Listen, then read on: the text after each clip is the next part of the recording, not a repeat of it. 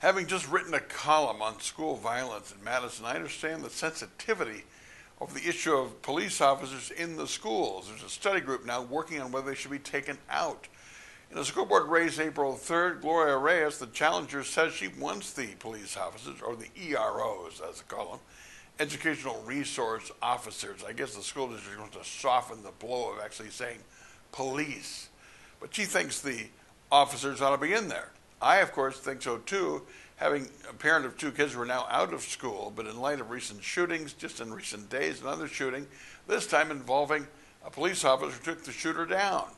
I would want to know that there's an officer in there. It would make me feel better.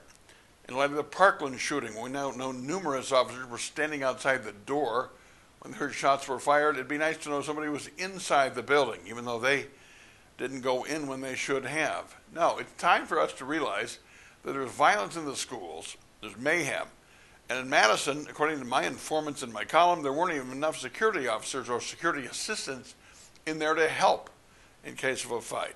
That in some cases, according to one informant, you might need 3 or 4 security officers for one unruly student. So it's a serious problem.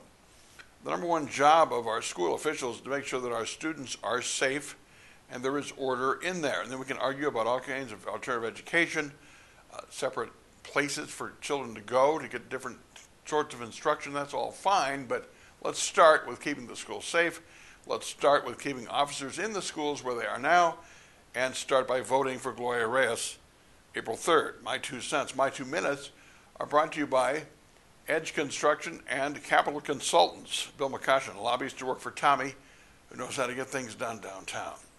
Talk about this and more on the Mitch Henck Show on madison.com and Facebook Live.